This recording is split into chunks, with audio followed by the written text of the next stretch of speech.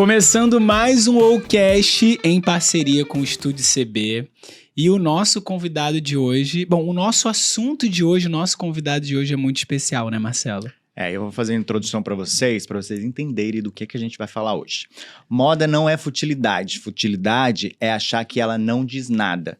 Porque enquanto você tá aí fingindo que não liga pro seu look, alguém já te leu inteiro só pela calça que você escolheu.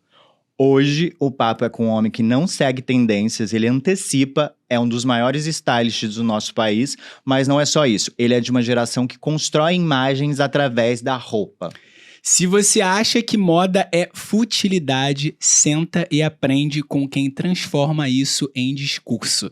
E esse convidado é praticamente a cara do Rio de Janeiro e um dos maiores nomes da moda brasileira. Felipe Veloso. Muito obrigado. Nossa. Um ícone do Rio de Janeiro, gente. Ícone do Rio. Falar do Rio de Janeiro é falar do Felipe. Não só do Rio, do Brasil. Obrigado por ter vindo. Que bom que a gente tá aqui demais ter você aqui com a gente. A gente estava até comentando com o Felipe agora que ele foi um dos primeiros que a gente fez na pandemia, né? O Wowcast, quando a gente ligava pra pessoa na pandemia, porque a gente não podia encontrar ninguém. Surgiu assim o Wowcast, né, Marcelo? A gente ligava e falava pelo telefone com a pessoa. Ele foi um dos primeiros a conversar com a gente. E ex-Felipe novamente. 3 tagarelas, né, gente? Muito. Felipe, começando já assim, o Brasil é um país de moda? Eu acho que é, porque vestir-se é um jeito de se comunicar, né? E acho que a moda, até tem, outro dia, para fazer uma palestra, eu fiquei estudando isso. A moda se apropriou dessa coisa dos modismos, né? Os modismos, eles estão também em outras, né? Nas artes, no cotidiano da vida das pessoas. E acho que a gente é tão rico culturalmente, artisticamente, em tantas coisas, né? Que a gente acaba manifestando isso na moda, no jeito de se vestir. A gente tem uma identidade muito particular, o carioca, por si só também uma identidade muito particular, então eu acho que a gente é um lugar de moda, sim. Você acha que isso foi alcançado com o tempo ou sempre foi assim? Sempre foi assim, eu acho que na verdade também o Brasil é um país que está na moda, porque acho que a gente reúne também divergências e características muito amplas para várias pessoas, né? A gente tem, sei lá, eu dou sempre esse exemplo, o gringo que vem passar o Réveillon aqui, ele tem um Copacabana Palace, o helicóptero, o lado jet set, mas ele tem a macumba na praia, ele tem, né, a favela dentro dessa... Verdade. Então a gente vive esse mundo híbrido, que não é como as grandes cidades, Nova York, Paris, e também não é como, sabe, o Vietnã ou a Índia. A gente tem as duas coisas misturadas o tempo inteiro. Mas é engraçado que ontem a gente estava em Copacabana, aí uma hora a gente andando, eu falei assim, Bruno, parece Manhattan, né? Porque a gente sempre olha com o olhar do que a gente está acostumado, mas em Manhattan também tem aquela bagunça toda de rua, total, os vendedores de rua, muita gente de todas... E a gente acho que também vive um mundo mais real, assim, próximo das coisas, até de coisas que são ruins ou tristes e que a gente não devia, né, conviver, né, com a miséria social, claro. toda essa diferença socioeconômica que a gente percebe na sociedade que a gente vive. Mas eu sempre acho que...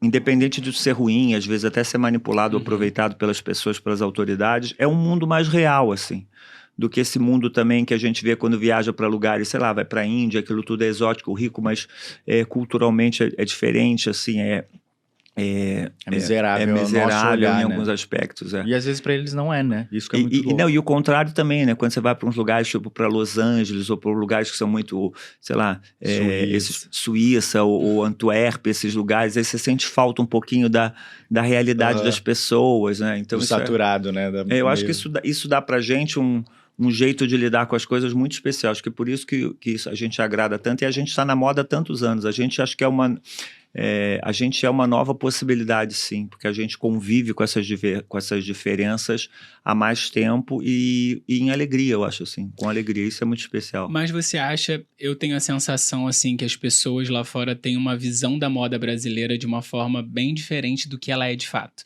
Ou você acha que não? Eu tenho um pouco essa sensação, que as pessoas associam a moda brasileira a papagaio, a estampa... Não, eu acho que o mundo é muito subinformado sobre o Brasil, né? A gente é um país muito grande, de dimensões continentais, o único país que fala português dentro de uma América que é totalmente hispânica, né? O português é uma língua que também tem uma certa... parece que, né, para as pessoas uma importância menor, porque quando você vai para, sei lá, para os Estados Unidos, para a América ou para a Europa mesmo, as pessoas ficam, você fala português, francês, você fala francês ou fala espanhol, sempre o português parece que é uma coisa deslocada. Verdade. E eu acho que, para além disso também, as pessoas são muito subinformadas sobre as nossas características, porque a gente é um país gigante, né, assim. E a gente tem observado isso. O Brasil é muito... As pessoas imaginam muito o Rio de Janeiro, um paraíso tropical, um lugar de veraneio, né? E a gente vive também muito de uma imagem que foi vendida nos anos 40, 50, do Zé Carioca e dessa coisa exótica. E aí quando chega aqui, se depara com São Paulo, se depara com o Nordeste, se depara com o Sul, se depara com o Pantanal, com a Amazônia, a pessoa meio enlouquece, falando, caramba, é um bioma, é um mundo inteiro representado num lugar só, né? Verdade, e mesmo no Rio, quando você, sabe, eu vejo pela vida que eu tenho, quando os meus amigos veem que eu tô a 15 minutos de uma cachoeira, que eu tô na praia, que eu tô, entendeu, bizarro. perto de uma festa, sabe? E aí ela fala, caramba, como é que você vive isso tudo nesse mesmo lugar? As pessoas não têm muito essa informação de que a gente tem isso tudo. Inclusive pro after, né, com cachorro, não era isso que você fazia? Não é, por exemplo, porque é isso, né, você sai em Nova York, você vai para as boates, você vai para os afters. Eu moro no Rio de Janeiro, né, em frente à Lagoa Rodrigo de Freitas, então eu ia, tava contando que a gente estava rindo, que eu ia para uma festa que chamava Dama de Ferro, eu ia para boate, e aí via aquele sol nascendo, as montanhas, eu saía para casa, corria na Lagoa e depois voltava pro after. E a galera ainda tava lá. Que é uma coisa que você não vai fazer em Madrid quando você estiver num centro urbano, muito menos em Nova York. Verdade. Né? Mas assim, qual era o cachorro, só por curiosidade? Hã? Qual era o cachorro? O cachorro era um Whippet, também adora correr e era super ligado no 220. E aí na volta eu deixava e entrava. Você imagina, entrava no Dama de Ferro com a cachorra, sabe Deus que essa cachorra já comeu. Mas vem cá, só para contextualizar para quem tá assistindo a gente, não entende um pouquinho o que um stylist faz, como funciona o seu trabalho. Conta um pouquinho para quem tá assistindo que não entende muito de moda desse universo, só para a galera entender. Inclusive com quem você já trabalhou, né? Mas antes eu queria que você falasse para as pessoas, porque antes, na verdade, do rótulo stylist, você era figurinista. Sim. Porque antigamente não existia esse rótulo, e você vem de uma geração que construiu muita coisa antes de colocarem esse rótulo stylist, né? A gente era chamado produtor de moda quando eu comecei a trabalhar. Que ainda existe, né? Que ainda existe. Na verdade, quando tem uma coisa interessante assim, que eu sou dentista de formação e comecei a trabalhar com moda por conta do meu jeito de me vestir. E aí eu fazia uns bicos de modelo, as pessoas achavam que por conta da minha identidade, eu era associado como se eu fosse uma pessoa de moda. E aí comecei a fazer book para uns amigos, bababá, e aí me chamaram para trabalhar com moda e eu fui trabalhar. No início eu era um produtor de moda, isso foi bem quando a moda também começou a se profissionalizar no Brasil. Não só no Rio, mas muito para São Paulo também, quando houve a mudança do eixo socioeconômico, né, enfim, crescimento da moda maior em São Paulo, né? E a mudança do PIB para lá, 90, 92, 93, né? Antigamente, acho que eu dou sempre esse exemplo, antigamente o sotaque do Brasil era o Rio de Janeiro, né? Porque a Rede Globo era aqui, que era uma grande emissora, né? E as pessoas tinham essa ideia. Se você reparar que tem uma época que surgiu o Luciano Huck, Ana Maria Braga, quando houve a mudança, né, do PIB, né, para São Paulo começa a ditar um pouco essas tendências e ali houve um crescimento de mercado maior, uma concentração da indústria, blá, blá, e por isso eles viraram um grande centro, né? A maior parte dos modelos, você trabalha só com modelos de São Paulo? Não, porque as meninas não são de São Paulo, elas são do Brasil inteiro, elas só estão ali concentradas porque trabalham mais. E aí quando eu comecei a trabalhar, o produtor de moda era um cara que fazia tudo. Eu buscava modelo no aeroporto, eu fazia catering, comprava comida, Caraca. Você fazia algumas coisas de cenografia, e a profissão foi se profissionalizando. No meio disso, eu comecei a trabalhar com televisão, fui fazer figurino, fui trabalhar com a Cláudia Kopke, com a Regina Casé. Então, eu peguei essa mudança, mas também isso é uma característica muito pessoal do meu trabalho, né? Tem stylists hoje em dia que se especializam, gostam de fazer só determinadas coisas, ou vestir celebridade, ou fazer só revistas, ou fazer só desfiles. Eu sempre gostei de fazer de tudo um pouquinho. Então, eu era aquele produtor de moda que virei figurinista e que continuei fazendo moda, fazendo campanhas, fazendo desfiles, blá, blá, blá. E aí, depois disso tudo, surge a coisa do stylist, né? que na verdade eu sempre falo assim, para explicar de uma maneira simples, sabe aquele amigo que vai para sua casa para te ajudar a se vestir quando você tem um casamento? O stylist é um olhar interno para uma marca ou para ou para uma ação de moda. É aquele cara que não tem os compromissos do desenvolvimento da coleção e vai ali reagrupar aquilo para contar uma história, para fotografar uma campanha, para fazer um desfile. Então eu sou exatamente o olhar externo, uma pessoa que tem uma conexão de mercado, sabe o que as outras pessoas estão fazendo, quem são os fotógrafos, quem são os modelos, e aí você coordena aquele pensamento ali para contar uma história de moda, que pode ser uma campanha, pode ser um desfile, pode ser, enfim, o que essa pessoa tiver para fazer. E aí eu peguei esse início dessa profissionalização, surgiu a coisa do personal stylist, que era a pessoa que vestia pessoas, né? Na verdade, teve o personal stylist antes de só stylist. Só stylist, Esqueci, e eu lembro completamente que eu tinha um preconceito horroroso, porque eu acho que quando surgiu esse conceito do personal stylist, as pessoas achavam legal essa ideia de você vestir alguém, de montar looks e deixar na geladeira. E eu achava aquilo horrível, hoje em dia até tem um certo... não é um ranço, mas uma dificuldade ainda com esse termo. Porque acho que uma coisa que eu sempre me orgulhei foi que eu gostava de trabalhar com pessoas, primeiro que eu as conhecia, eu conhecia a identidade dela, eu as admirava, e eu achava estranho a ideia de montar um look e deixar numa geladeira e uma pessoa ir ali escolher aquilo de uma maneira impessoal.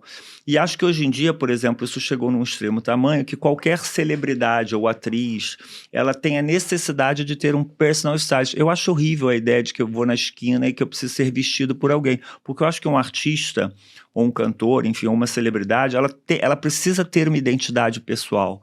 E o stylist, ele não precisa atropelar essa identidade dela. Então, assim, se eu admiro você, eu gosto de você, eu vou procurar saber quem te veste, mas eu não preciso não quero que você fique me marcando em todas as coisas, né? Você imagina, eu trabalho com o Caetano há anos, né?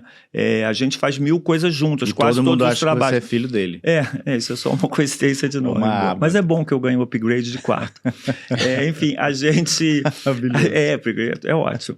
Mas eu acho estranho que você se atropele, porque eu acho que o personal stylist, na verdade, ele é como um consultor, ele é uma pessoa que tem acesso às marcas, facilita coisas, te mostra coisas.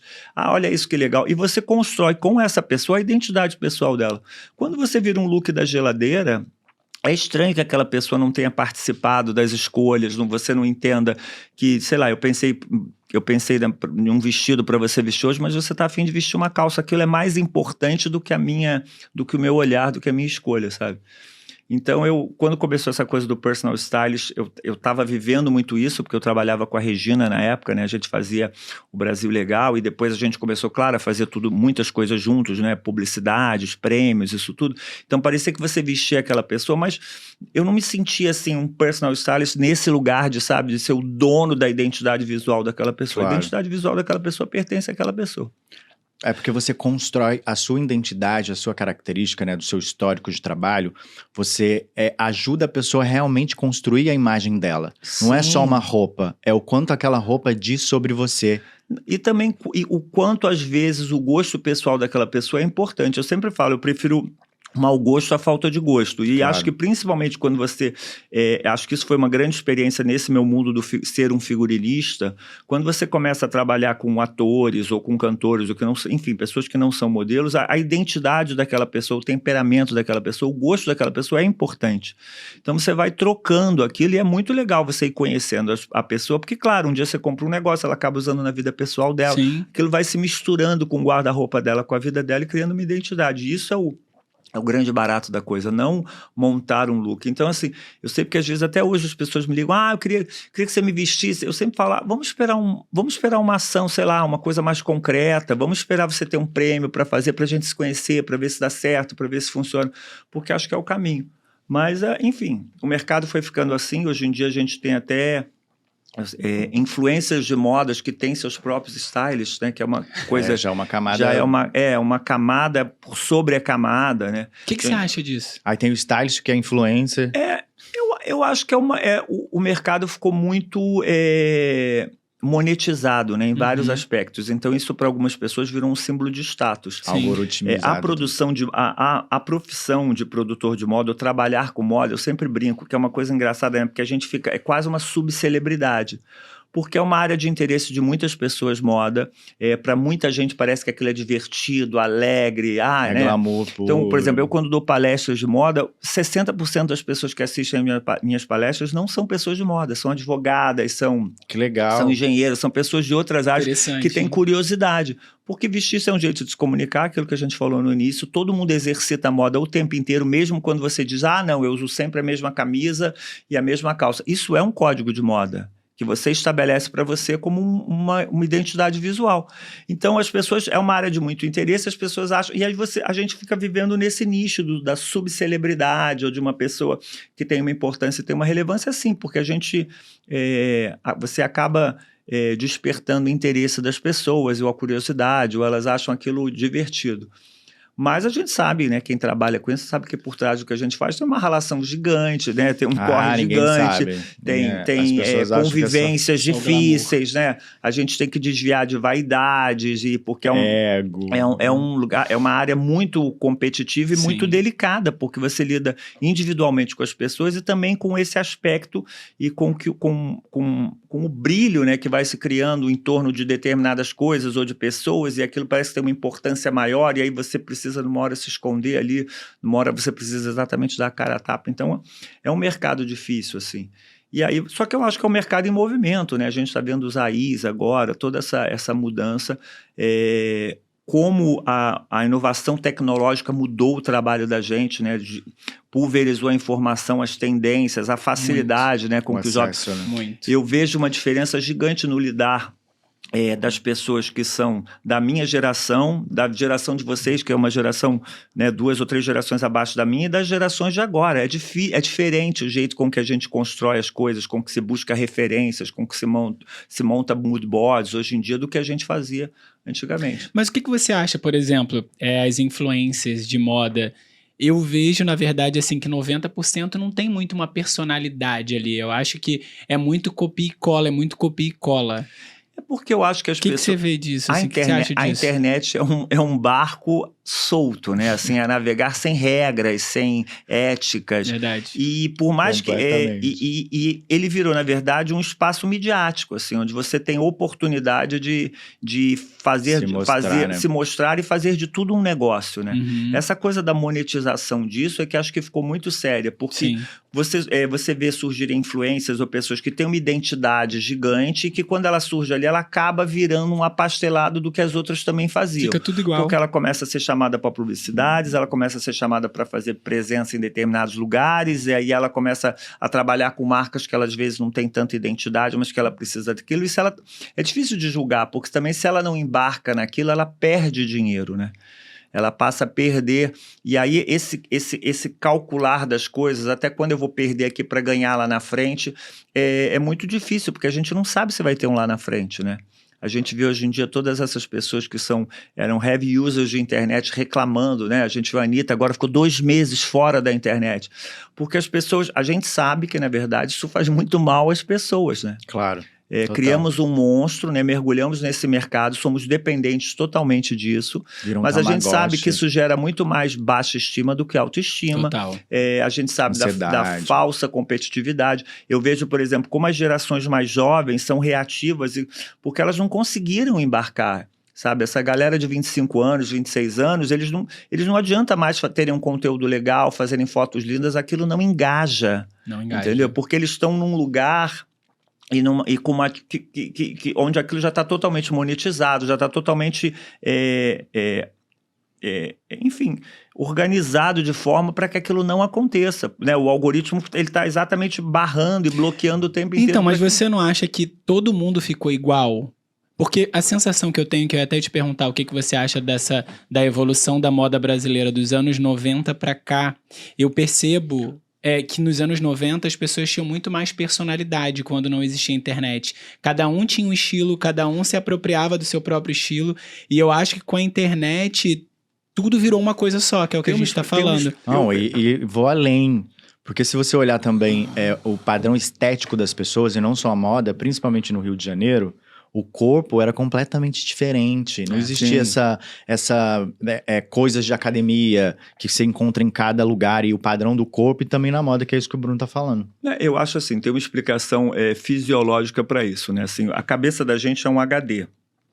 Se eu pego uma criança, sei lá, de 5 anos e boto muito ela para fazer aula de matemática, ela desenvolve um raciocínio lógico incrível e talvez ela atrofie um raciocínio mais artístico, mais subjetivo.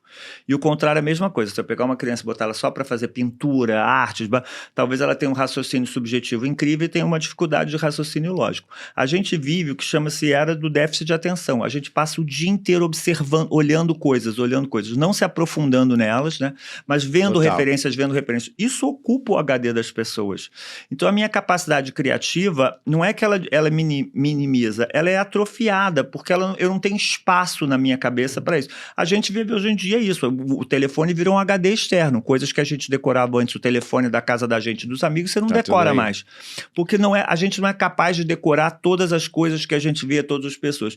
E aí, é claro, na hora de criar, na hora que eu tiver que ter uma ideia, eu vou sem querer, a minha cabeça vai buscar alguma coisa que eu já vi em algum lugar. Então, isso vai gerando um apastelamento. E, de um outro modo também, para a gente também não ser só criticar aquilo, a internet trouxe um assemelhamento, um conforto para as diferenças, para as pessoas que se achavam... Identificação, para aquela pessoa que se achava estranhinha e única, ela encontra outros estranhinhos iguais a ela. Então, isso vai criando bolhas e ilhas que são um pouco atróficas, porque aquilo, você fica ali navegando, fazendo nada durante uma hora, aquilo ocupa a sua cabeça, te distrai, você não reclama mais de ficar uma hora no dentista esperando, você não reclama mais de estar no carro, aquilo trânsito. Ocupa a sua mente, então tem um lado que é assim, te traz conforto, mas ao mesmo tempo gasta o seu HD, preenche o seu HD, então sim, a gente vai se apastelando sem querer.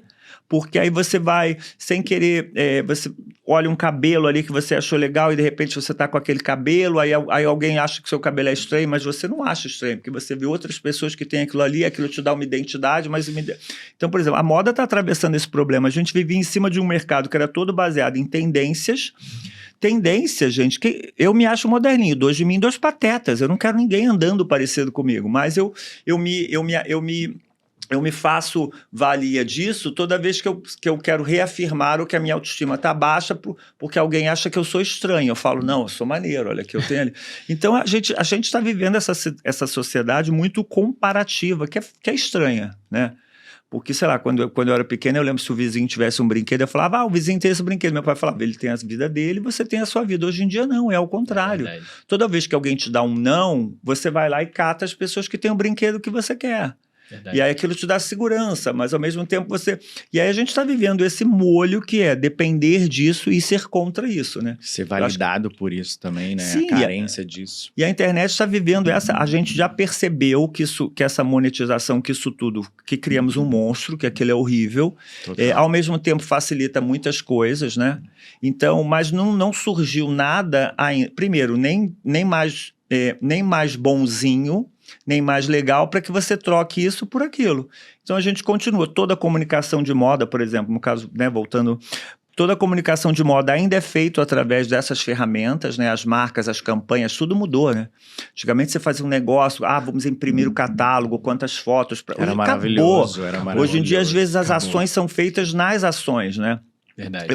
Eu dou esse exemplo, eu fiz já tem uns 2 anos uma campanha da Blumen que a gente fez com a Isabel Goulart, e a Isabel Goulart veio para o Rio e a feitura na praia no dia, a gente conseguiu um trator para ela subir, aquilo viralizou, ela saiu em 23 emissoras de televisão no dia, virou um paparazzi, a campanha não precisava ser impressa mais, não precisava mais fazer entregue, nada, né?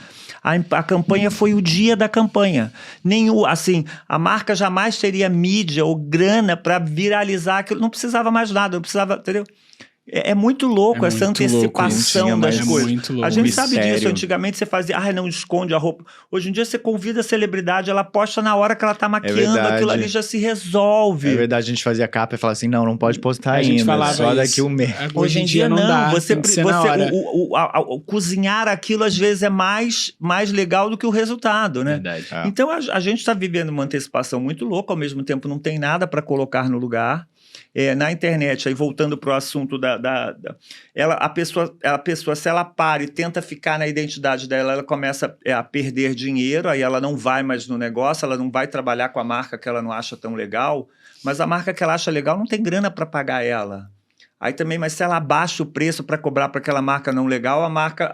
E aí aquilo vai virando um nó de gato. E assim, é muito difícil de criticar. Eu me vejo nessa situação em milhões de vezes, porque, né, eu me esforço para não ser um blogueiro. Eu tenho uma vida pessoal que é de interesse das pessoas, porque eu corro, porque eu faço outras coisas, né, porque eu convivo com pessoas que... Estão nesse circuito, nesse... É que o seu é inspirador, né? O seu conteúdo, quando você se expõe além do seu trabalho, ele é muito mais voltado ao autoconhecimento e autoajuda das pessoas. Sim, mas Porque às vezes a gente abre de manhã e você está falando coisas absurdas de lindas. Mas eu acho, Marcelo, eu não tenho dúvida de que isso para mim também foi um respiro. Porque eu me acho um monstro em determinados lugares, sabe? Quando eu paro para pensar que a gente não precisaria comprar mais roupa nenhuma, quando a gente pensa em moda circular ou nisso tudo, quando eu penso que eu estou fazendo um catálogo ou estou fazendo uma foto que eu tenho que fazer com que aquela pessoa se distraia e gaste o dinheiro que ela ia gastar passeando com os filhos ou comprando um novo edredom para comprar uma roupa e que não... Claro, se aquela roupa for uma roupa que for deixar ela se sentir linda e aquilo trouxer uma autoestima, ok, legal, mas nem sempre é assim. Então, às vezes, você tá criando ferramentas para distrair uma pessoa. Aquilo é realmente importante, né? A gente trabalha, a gente sabe dentro do fluxo de mercado que a gente tem, que tem coisas tem trabalhos que a gente faz que a gente tem identidade com aquela marca, uma identidade estética, uma identidade até emocional. E outras não. Você trabalha porque você é um profissional, né? Que você, enfim, você exercita o seu ofício para levar aquela marca para aquele lugar. Mas às vezes é um lugar que você também não concorda muito, ou de consumo extremo, ou de uma tendência que é rasa. Mas aquilo funciona. Então, para me aliviar disso tudo, eu joguei a minha vida e aí... Para dar uma equilibrada ali, né? num lugar assim, onde eu tentava não ser essa pessoa. E acho até hoje em dia, é muito engraçado. Quando eu olho assim o meu Instagram, né, a gente falando dessas ferramentas, mas o Instagram, que é talvez a ferramenta mais comum, eu tento que aquilo fique cada vez mais pessoal, que era uma crítica que eu tinha antigamente, ou até um medo que as pessoas falavam. Eu lembro uma vez um amigo falou assim, você conhece o Felipe? Aí esse gringo falou assim, conheço. O Instagram dele é muito pessoal, parecia que era uma crítica, porque aquilo no início era um lugar para você mostrar seu trabalho, mostrar... Claro, eu não quero fazer disso. A vida. Entendeu? Eu não quero ostentar a minha vida ali, sabe? Não quero que aquilo seja ofensivo para as pessoas. Então, fico num refluxo daquilo, mas eu espero que alguma coisa nos liberte de todas essas... Mas eu acho que se você está atingindo, sei lá, 10 pessoas e não esse gringo, por exemplo, que teve essa crítica... Tá tudo bem, porque você atingindo realmente 10 pessoas que receberam aquela sua mensagem é maravilhoso. Sim, mas aí a grande dificuldade a gente vive num mercado, né, que tá te lascando o tempo inteiro, em todos os sentidos. E vai te cobrando para alimentar aquilo ali. E aí você também, se você se coloca fora daquilo, a gente não tem uma outra possibilidade. Não tem. Não tem uma outra ferramenta, não tem uma outra... Você, na verdade, só é bom ao olhar do mercado se você for validado pelo Instagram. Se você for muito competente, talentoso e não tiver ali, o algoritmo não estiver te entregando para as pessoas, você não é. Sim, isso que é um ruim, eu acho. E virou um portfólio, né, de várias coisas, que é uma coisa que até atrapalhou muitas pessoas. Por exemplo, antigamente, eu até brinco isso, eu tenho facilidade nisso, porque, claro, eu tenho facilidade em criar imagens, eu tenho uma vida privilegiada, em vários aspectos, né? Regionalmente, eu moro numa cidade que é linda, eu adoro correr, eu sou privilegiado porque eu tenho amigos que são queridos, conhecidos, talentosos, então eu consigo ali fazer um molho e ter uma vida espetaculosa ao olhar das outras pessoas, mas aquilo aquilo não pode servir como não é uma forçação. Um cartão de, sabe, de você, luxúria, né? Ou de forçação de barra. É você. É a minha vida, é uma possibilidade que eu tenho que agradecer, sabe, todas as vezes, mas sei lá, não fazer com que isso também atropele a realidade das pessoas ou também perder um parâmetro de que a vida não tá fácil, né? Em vários aspectos, assim, a gente precisa buscar autoestima em outros lugares. Ali não é um lugar de autoestima, sem sombra de dúvida. Eu não sei. Ainda mais quem tem baixa autoestima, ali é o pior lugar para isso, né? Então, mas é onde a gente mais tá, né? Eu acho que sim. Ali é o lugar, inclusive, eu acho que, até quero saber de vocês, o que vocês acham em relação a a moda brasileira mesmo, assim, dentro da rede social, vocês acham que o brasileiro acabou perdendo o estilo dele e a gente acabou copiando um pouco mais o que a gente vê de fora por causa das redes sociais e aí a gente não sabe mais qual é o nosso estilo? Eu acho assim, primeiro nós somos heavy users, né, de internet, o Brasil, de WhatsApp, Muito, de muito. Instagram, né, vídeo fenômeno Até demais. Fernanda Torres, né, o que aconteceu na academia, Loucura, né, uma grande e agora loucura. o que tem acontecido, essas pessoas, né, Os agora comentários tivemos são 15 todos pessoas brasileiros. convidadas para participar, porque as pessoas, as marcas de moda entendem isso, né, levar as meninas, né, uma dessas meninas Primeira que são, fileira. tem milhões de seguidores, são convidadas para a primeira fila dos desfiles. Não somos um mercado de consumo no sentido de, né, às vezes uma blogueira ou uma influência de 800 mil seguidores vende mais do que uma menina daqui de 10 milhões de seguidores. Mas a gente tem uma importância numérica gigante.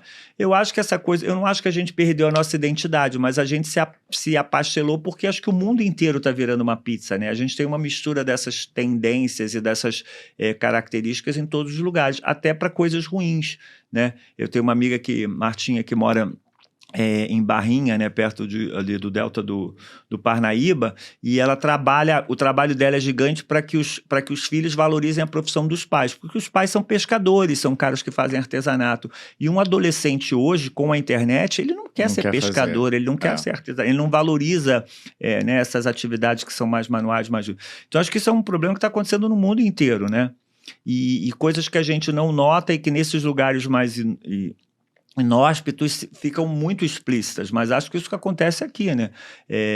Um menino hoje em dia, ele não pensa em ser porteiro, ou ele não pensa em ser, né, em determinadas funções, porque ele acha que a internet virou uma oportunidade para ele ou ganhar dinheiro muito rápido, Isso né? é muito louco. Ou um mergulho. Ao mesmo tempo, eu fico pensando como é que um jovem se capacita hoje em dia, o que você estuda, o que você pensa, né? Por exemplo, eu sou dentista de formação, então um cara que me acha maneiro, que gostaria de fazer o que eu faço, ele fica pensando, o que eu vou estudar para ser esse cara? Então, acho que a moda está passando por isso também, a gente está observando milhões de tendências, está se conectando com várias coisas, a gente ainda tem uma dificuldade muito profunda de materiais, né, de matérias para acabamentos, porque a gente tem um país também que tem uma base, aquele produto, quem é que consome aquele produto? Não são pessoas, né? A pirâmide é muito baixa, então a gente ainda tem todas essas questões da moda descartável, de tecidos que não são ecológicos, enfim, a gente é a segunda indústria mais poluente do mundo, né, gente, a indústria têxtil. Bizarro. Então a gente ainda tá vivendo um problema, né? Toda essa discussão de moda circular. E o que não é comprado é descartado, né? E ao mesmo tempo aqui a gente tem uma convivência bem louca, porque além da gente ter essa base muito larga, né? A gente ainda tem uma referência sociocultural estereotipada, porque a gente fala, formador de opinião. A gente é formador de opinião para meia dúzia que estão abaixo da gente. A gente não entende nada desse consumo de massa, dessas importâncias. E aí os veículos, a televisão e a internet estão enlouquecendo isso tudo, né? Quando você entra ali, você não sabe o que é verdadeiro, você não sabe que informação eu dou esse exemplo muito com essa coisa dessas meninas, eu sempre falo assim, às vezes essas meninas colocando boca e botam cabelo, aquilo ali ela não faz aquilo para ficar mais bonita, é um status de que aquilo é legal, porque ela acha que a Kim Kardashian é legal. Eu sempre falei isso, porque a ostentação delas hoje, ao invés de ser uma bolsa nova, é o quanto elas conseguiram colocar de ácido hialurônico na boca. E a moda perdeu muito para esse lugar também de mercado, e aí a gente discute, será que essas meninas se percebem, né, quando você vê aqueles cílios, sem ter um julgo pessoal sobre isso, cada um, enfim, faz. Mas quando você vê aqueles cílios gigantes, são distorções. É uma geração do muito, né? De imagem, ou de mega hair, ou de coisas assim. Quando você vê que tem um desnível socioeconômico gigante, como é que aquilo cabe naquele lugar? Como é que ela pode querer ter o mesmo cabelo que aquela celebridade, né? Que a Beyoncé, a lace da Beyoncé, naquele lugar dela, e aquilo vão virando adaptações. O investimento todo que ela tem o ano inteiro para comprar uma lace. Se aquilo gerar autoestima para ela, maravilhoso, sim, tudo bem, mas a gente percebe que esteticamente tem uma distorção gigante, né? Porque a gente tem essa base desse tamanho, e na moda também, né? Mas é legal você falar isso, porque é o que eu sempre analisei.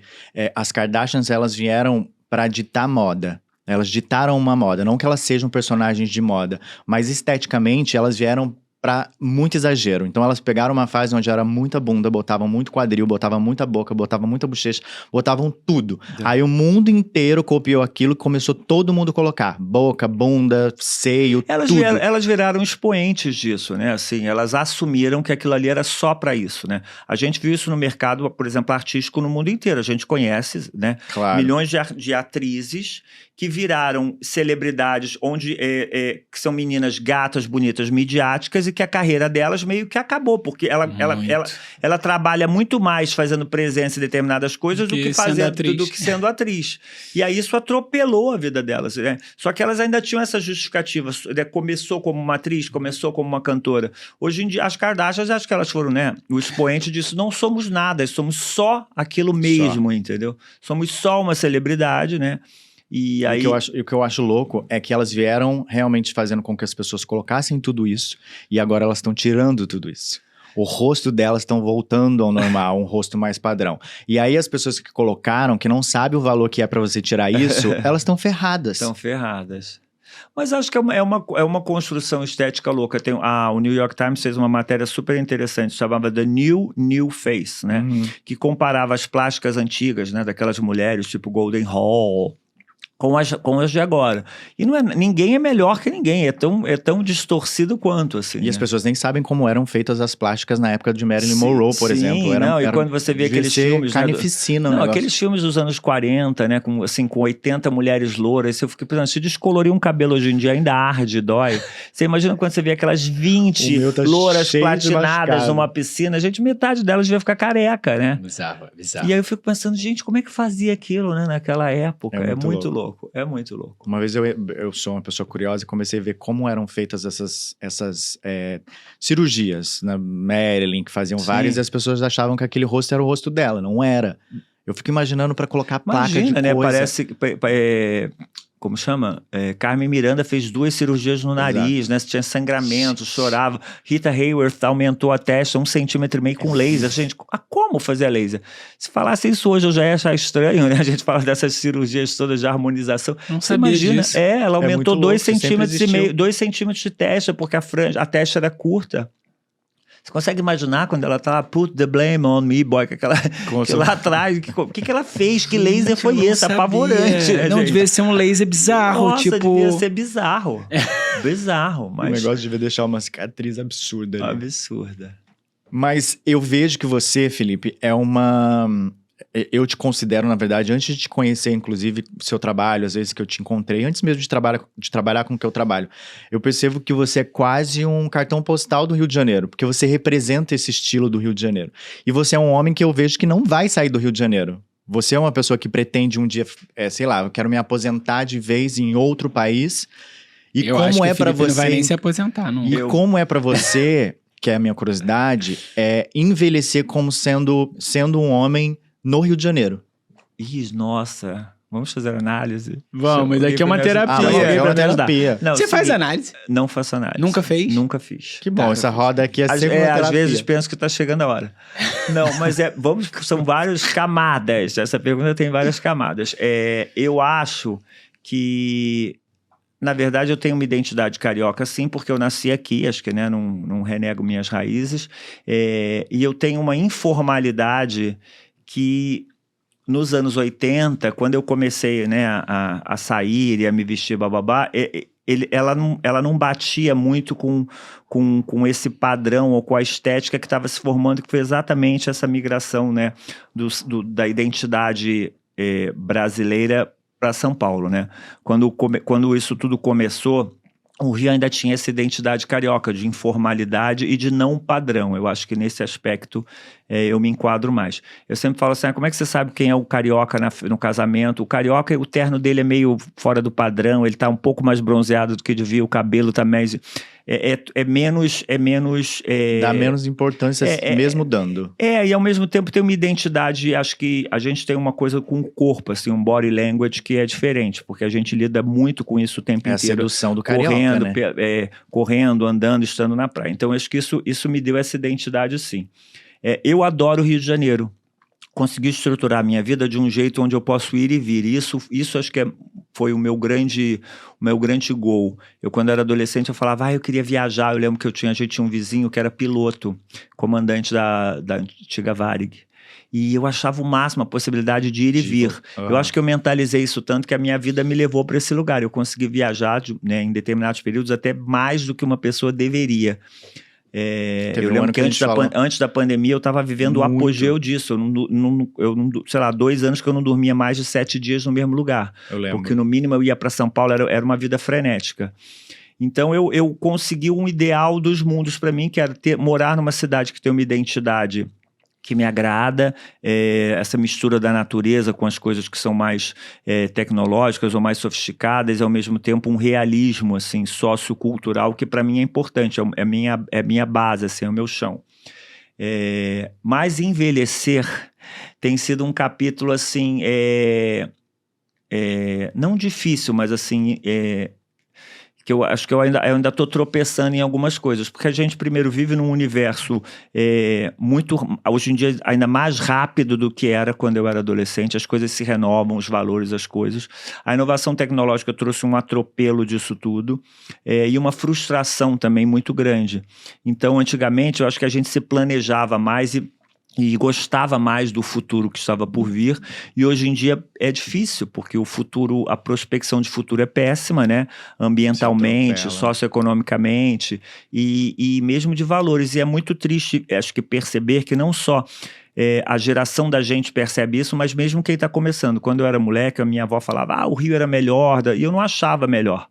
Eu achava a cidade, o tempo em que eu vivia legal. Hoje em dia, quando a gente pergunta para um jovem de 22 anos ou 23 anos o que ele tem medo do que ele vive, do controle que os pais têm sobre ele, porque sabem do chip de onde ele está, do que tá, né, se o telefone está ouvindo ou não, né? Quando é que o chat de APT desliga, né? Outro dia eu estava com uns amigos e aí começaram a fazer uma pergunta para o chat de APT, e o chat de APT não desligava nunca mais. Ele não desliga. Pare de ouvir a gente. Aí ficava uma discussão.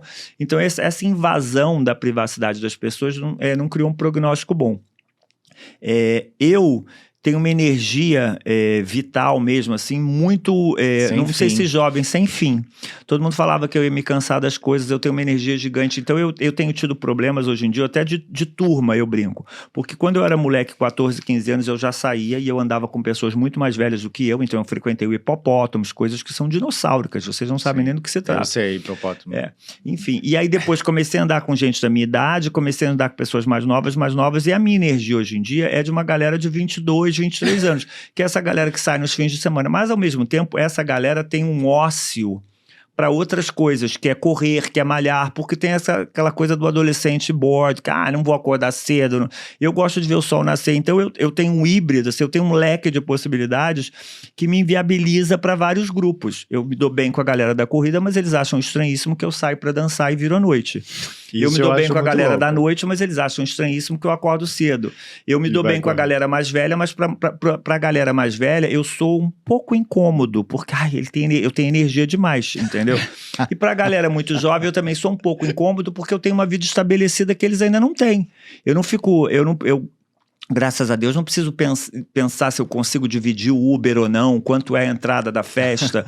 E aí você também não pode se colocar de uma forma prepotente ali, porque eu vou pagar pra todo mundo. Entendeu? Você já está estabelecido naquele lugar. Então, envelhecer não tem sido fácil, porque às vezes me acho sem turma, achei que alguma coisa ia acontecer, que a minha energia diminuindo, ela só aumenta. Eu tenho cada vez mais interesse por coisas até que eu não gosto, lugares... Homens mais jovens... Não, namorados, essa coisa de namorar gente mais jovem, na verdade, acaba sendo uma oportunidade ou uma possibilidade, porque assim, dentro dessa energia que eu tenho de sair muito, bababá, eu acho que eu afugento um pouco as pessoas da minha idade. Sim, total. Entendeu? Então, não é uma obsessão ou uma tara, é o que acaba acontecendo. São as pessoas que têm mais interesse também por mim. Entendeu? Só que eu acho que às vezes envelhecer na cidade pode ser muito difícil e eu fico pensando que se a vida... quando é que eu vou dar uma virada de possibilidades? Assim, por exemplo, correr pra mim foi muito legal, porque eu brinco, né? Me tirou da festa, me tirou da boate, me tirou do after, me criou novos grupos, novas possibilidades. A coisa, por exemplo, a pandemia, a coisa das trilhas, da natureza. Eu nunca fui uma criança, eu fui uma criança de playground. Na minha adolescência eu lembro, meus pais tinham um sítio, eu ia pro sítio, eu entrava, deitava no sofá e dormia, eu achava aquilo horrível. Hoje em dia, qualquer lugar de natureza muito me interessa, assim. Mas quando dorme quantas horas? Eu durmo. Eu posso ficar sem dormir, posso dormir 30 horas, que eu tenho déficit de sono. Mas eu fico achando, eu sempre acho que alguma coisa vai acontecer na minha vida, porque não é nem isso. Eu acho que hoje em dia a gente percebe, vivendo na cidade, com o passar do tempo, essa coisa do envelhecer, a decadência das estruturas e das coisas. Eu dou um exemplo muito louco. Não inventaram nenhuma música, nenhuma droga, nenhuma festa diferente desde de 97. Desde a Ex-Demente lá atrás, a gente vai para uma festa de house moderninha num lugar meio trash com banheiro químico, entendeu? Com uma galera dançando. E aquilo nada aconteceu. As novas gerações... E o pior, ainda houve um esvaziamento de muitas coisas. Porque antigamente, se eu fosse numa festa e te achasse maneiro, eu dançava do teu lado, eu puxava assunto, eu te oferecia água. Hoje em dia é o contrário. Eu conheço você, eu sei onde vocês moram, a cor da cueca de vocês, porque eu vi os stories de vocês se arrumando por ali, mas eu não demonstro a minha afetuosidade. Então, isso pra mim é muito estranho. Caraca, no mundo isso é de muito hoje. louco, verdade. Eu te sigo, eu te admiro, mas é meio um mico dizer que eu te sigo. Então, aquela pessoa que a gente achava blasé na minha geração, que era aquela pessoa que eu não falava direito com você, hoje todo mundo é treinado pra ser blasé. Eu vejo assim... Como assim? O meu ex-namorado, às vezes eu saía com pessoas e ele falava assim, minha amiga te adora. Eu falei, mas te adora? Essa garota passou a noite inteira do meu lado, não falou comigo. Você quer que ela fique babando ovo? Não, gente, mas ela me adora, ela trabalha com moda, ela não tem interesse. Normal. Então, fala, né? Eu acho que isso não vai dar um bom resultado. Não vai dar bom. E eu sofro com essa coisa, principalmente da afetuosidade, né? Fora toda a discussão sexual, os aplicativos também, a separação disso, né? Antigamente, você usa o aplicativo ainda? Eu não existo em aplicativos de pegação, me acho antigo, tem muitas coisas que eu não sei, sabe? Acho estranho jogar, não é estranho na verdade, acho arriscado jogar a minha sexualidade naquele lugar, sabe? No sentido de que, como é que eu vou ter tesão no meu namorado, achar a minha transa legal, a minha relação legal, se tudo que é pernóstico, pervertido, tá tão fácil e tão ali, como é que volta pra casinha, sabe? Como é que... Dessexualiza um pouco também, como é que aquilo passa a ser legal? Porque aquela pessoa, ela é um profissional disso, ou porque ela é um mexer, ou porque ela exercita aquilo dessa maneira. Eu não preciso explicar se você mandou mal, não precisa... Então, claro. eu acho arriscado, e todas as pessoas, os meus amigos que eu vejo que estão nesse lugar, estão na mesma compulsão, querendo namorar, mas sem parar de teclar com aqueles 80 contatinhos, né? Ninguém janta mais, ninguém conhece o outro assim, igual a gente tá fazendo, conversando. E essa superficialidade faz parte daquele game ali, né? E todo mundo reclama que tá sozinho. Exatamente. Então eu fico achando que se eu não tinha que também tomar uma atitude para que a minha vida me criasse novas possibilidades. Outro dia eu falei, será que, sei lá, com 65 você vai morar na Costa Rica para fazer... E aí conhecer novas pessoas, fazer outras coisas. Uma nova vida. Porque, assim, eu observo hoje em dia essa decadência. A gente hoje em dia ainda é convidado para lugares, né, para festas, para shows, porque você tá ali participando da vida sociocultural da sociedade. Até quando aquilo acontece? Até quando? Entendeu? Onde é que aquilo se renova? Porque você também precisa aprender a fazer algumas coisas, Sim. né? Existe felicidade em outros lugares. Eu, por exemplo, eu não assisto série. Sou uma pessoa muito, acho que, inquieta para parar em casa e ficar. Sempre acho que tem alguma coisa que eu podia estar fazendo. Arrumar uma gaveta. Não assisto. Nem na televisão, eu consigo visualizar o Felipe entrando em casa, trocando de roupa e saindo. Eu moro nesse apartamento há uns 9 anos. Acho que se eu assisti televisão 10 vezes na minha casa, eu não tenho esse hábito, eu não consigo parar ali. Eu acho isso porque eu tô inventando coisas para fazer. Nem à noite, ver um filme. Não. Você vai ao cinema? Eu vou ao cinema, por exemplo, como um programa, com amigos, bababá, mas eu não paro em casa para ver televisão, não consigo mais, não sei. Caramba, a minha vida foi me ocupando e eu tenho uma amiga que fala, you overbook yourself, eu sempre arrumo uma coisa para fazer, eu tenho um negócio, eu vou voltar, vou descer, E aí quando eu olho já tá na hora de dormir, entendeu? Mas você acha que isso tudo é porque você não consegue se ouvir? É uma fuga De tipo, muito barulho na cabeça. Porque a pessoa ansiosa, na verdade, ela faz tanta coisa e preenche tanta coisa, porque às vezes ela não consegue. Você medita, por exemplo? Eu não medito, é que eu acho assim, o grande grilo que o motivo da nossa existência é a nossa felicidade, né? Não é produzir nada, fazer nada, trabalhar nada, ser famoso, não ser famoso.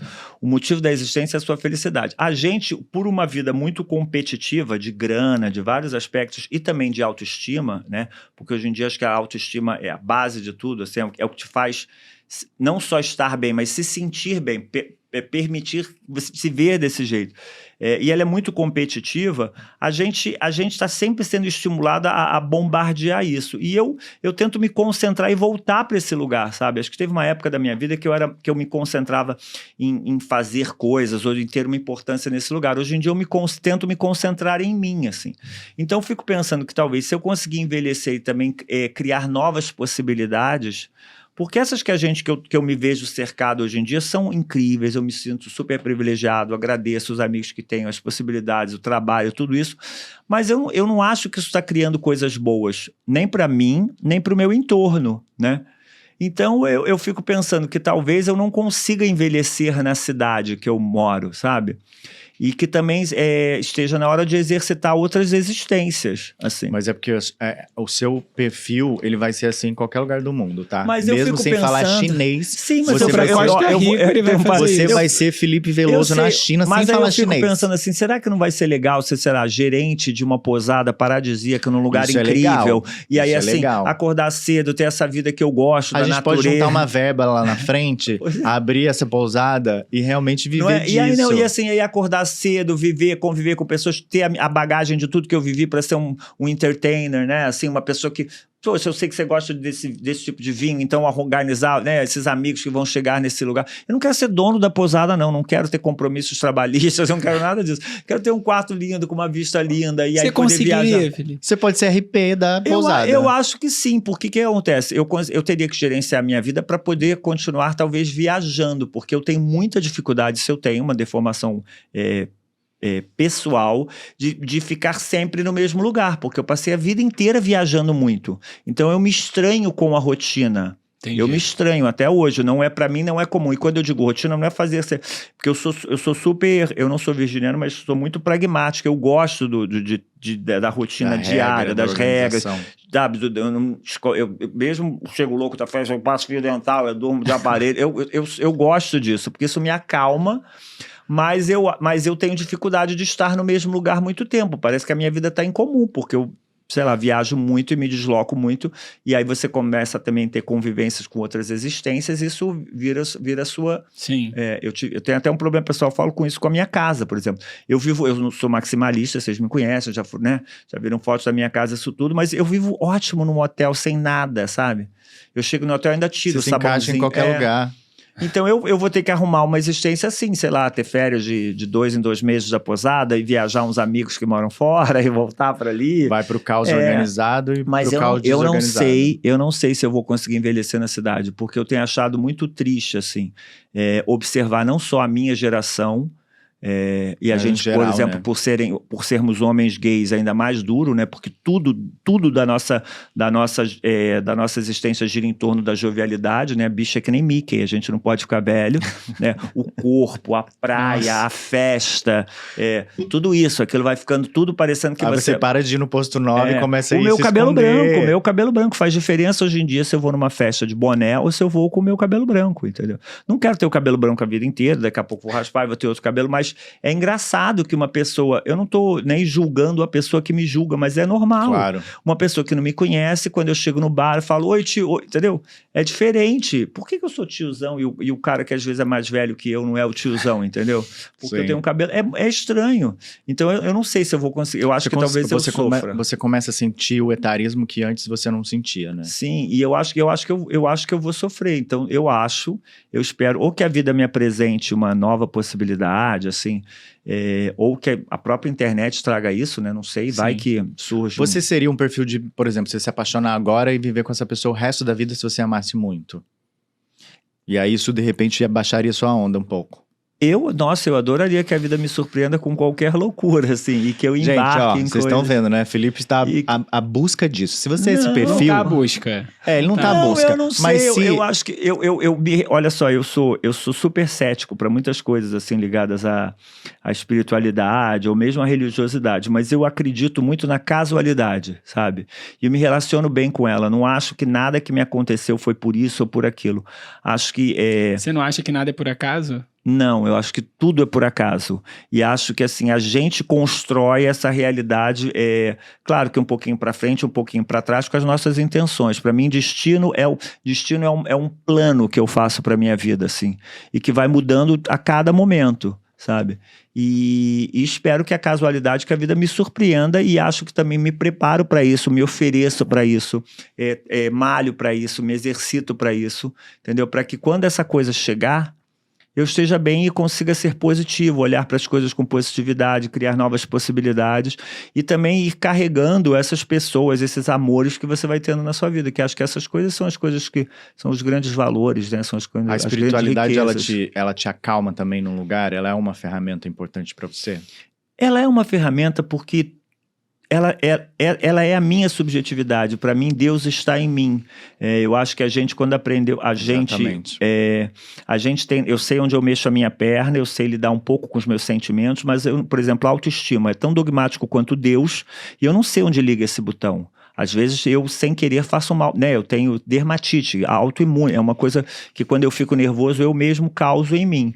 Eu adoraria desligar esse botão, mas eu não sei onde desliga. Eu acho que quando eu me exercito através da religiosidade, das várias religiões, ou dos rituais, eu treino esse lugar de despertar em mim esses botões que eu não sei onde mexo, mas eles estão em mim, sabe? Só que a inteligência atrofiou esses comandos e intensificou outros, assim, toda a parte de racionalização, a gente, né, mistura alimentos e cria gostos, mas um cachorro olha para você, sabe se você está doente ou não. Então, essa espiritualidade, ela está em mim, essa subjetividade. E, por exemplo, quando eu vou para lugares de natureza, quando eu acordo, eu vou correr, lá que você vê aquele vídeo que eu vou correr. Cara, quando eu realmente, né, quando eu chego diante daquele sol que está nascendo ali no arpoador, aquilo me cria em mim uma nova possibilidade de vida. Eu fico pensando que um dia está amanhecendo, são novas, sabe? São novas energias que vão chegar até mim. Aquilo realmente acontece em mim. Eu me sinto um pedaço daquilo.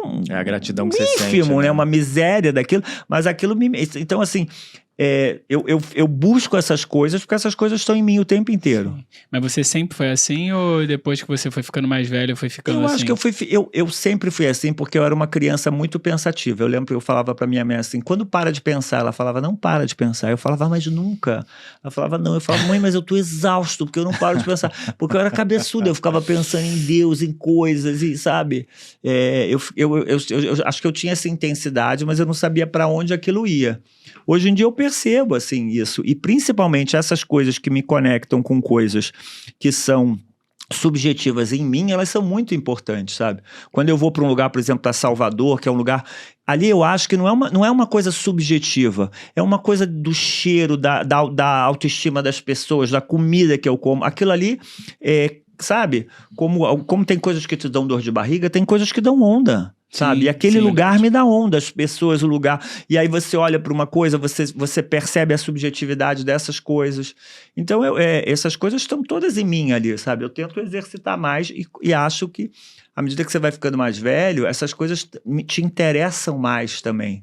Né? Porque é muito incrível a energia que você tem quando você está com determinadas pessoas, é muito incrível a troca que você tem, principalmente com as coisas que são mais simples ou mais desencarnadas de valores socioeconômicos, de grana, não de classismo. Né? Essas coisas são muito valiosas, sabe? Quando você conhece determinadas pessoas que você fala, putz, gente, essa pessoa é... Sei lá, te faz parecer uma barata. Sim. Ela é incrível, como é que ela tem essa vida e ela tem esse lugar, essa autoestima, essas coisas, eu busco isso em mim também e acho que é através dessas coisas subjetivas. Gente, isso porque ele não faz terapia, tá? Mas eu faço terapia em mim todo dia, eu sou muito, eu acho que eu Você é super analisado, você analisa, né? Porque sabe que é uma coisa que eu tenho, que eu aprendi a fazer, que eu faço, que talvez quem faça terapia faça. Eu todo dia, quando eu deito, eu penso na minha vida naquele dia, como foi, isso é muito legal. Os meus ciclos são muito fechadas. Eu não sou nada deprimido, mas se eu morrer amanhã, saindo daqui, juro, eu tenho uma existência muito feliz, as coisas que eu conquistei, as coisas que eu tenho. Eu tenho muitas coisas que eu quero fazer e eu ainda quero viver muitos anos, mas eu não tenho essa sede da existência, porque eu nunca me poupei para a vida. Não tenho medo de morrer, acho que tenho medo talvez de como vai ser. De como vai ser, do processo, sabe? E espero, eu acho que a morte mais linda seria perceber que ela tá vindo e não ter medo daquilo, dessa dormir, passagem, não acordar né? Mais. Entendeu?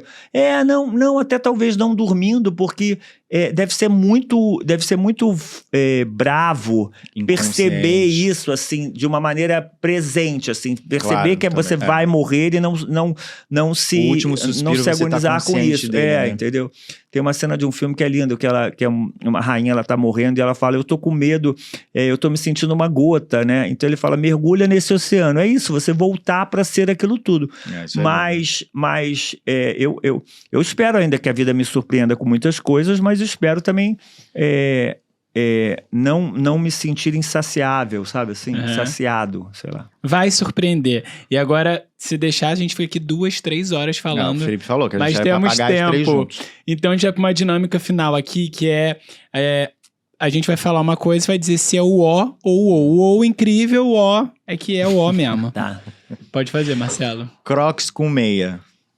Olha, eu sou super contra o certo e errado, mas eu vou fazer. Eu acho wow, porque eu acho incrível a pessoa subverter, né, as coisas. É subversivo. Looks monocromáticos. Eu hoje em dia tenho achado um pouco o ó, porque ficou um comportamento óbvio, assim, né? Parece que aquilo é certo. E nada na vida é certo. Quiet luxury. Quiet luxury é wow, eu acho. All black no verão carioca. Eu vou achar tudo wow, porque eu acho que se isso te cria uma identidade, assim, é disruptivo, né? Exagero de marca, que é a logomania, né? As marcas gritando. Eu acho ó, se aquilo está associado a um valor classista, assim. Mas, por exemplo, acho incrível copy, acho incrível ver lugares na África com aquelas pessoas com coisas do Gucci falsificadas, acho maravilhoso, assim. É fotografável demais. Não, acho maravilhoso. Moda com propósito.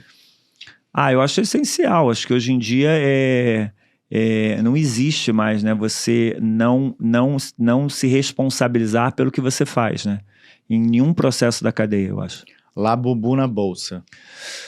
Hoje em dia é engraçado, assim, porque a gente vive uma moda de referência, né?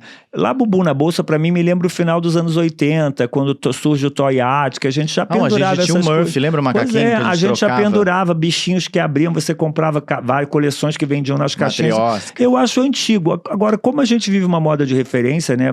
Qualquer adolescente acha os anos 80. Outro dia eu fui convidado pra uma festa dos anos 2000. Eu fui com a roupa que eu tinha, gente. Tava ali, entendeu? Tem pouquíssimo tempo. Labubu é uma coisa antiga, né? Pendurar coisas. Pessoa que nunca repete o look. Acho isso ó. É o ó, porque repetir o look faz parte da sua identidade. É íntima, eu acho até. Reafirma quem você é ali. Obrigado. Chegamos ao final desse episódio. A gente amou, ficaria muito aqui falando. Não, se deixar, mas você sabe. A gente eu tava me controlando pra não perguntar outras coisas aqui pro Felipe. 3 tagarelas. É bom que o próximo a gente já vai estar num outro nível de maturidade de todo mundo. O Felipe, obviamente, não vai fazer terapia, gente, porque a gente perguntou isso pra ele outra vez. Não, sabe que às vezes eu acho que eu devia fazer? Eu devia fazer só pelo exercício, né? É porque você vai virar o terapeuta do Agora, terapeuta, né? Eu vou dizer o seguinte, eu acho que eu faço terapia com os meus amigos. Às vezes eu fico assim, tô alugando. Porque eu sou muito falante, eu conto tudo da minha vida, sou uma pessoa então muito exposta. E aí eu gosto de ouvir as diferentes opiniões sobre os assuntos, assim. Então eu acho que eu faço terapia, assim, com os meus amigos. Eu tenho amigos muito especiais, assim, acho que eles acabam me ajudando. Obrigado pela sua vitalidade aqui com a gente. Amém, que eu me acalme, né? Porque eu ia ser uma pessoa divertida se eu fosse calmo, mas não chegou. A vitalidade que dá essa energia. Não. Pior companhia do mundo pra descansar, eu sou, gente, não me chama pra descansar. A pessoa me chama pra fazenda, eu quero ver onde o sol nascer, eu pergunto se a vaca acorda cedo, a pessoa fica... Mas segundo... isso é do Ariano também. É. Isso tem uma coisa do Ariano. Bruno mesmo fala, gente, você acabou de chegar no lugar, aí você quer na piscina, na sauna... A gente vai abrir outra aba. Gente, obrigado por vocês terem acompanhado a gente aqui. Se você gostou, se inscreve. Se você chegou aqui agora no canal, se inscreve. Comenta o que você achou. Eu acho que moda é a gente se sentir bem com a gente mesmo, né? Sim. A gente... Moda é tudo, né? Exatamente. É isso. É isso. Até o próximo episódio, Beijo, gente. beijo. Obrigado.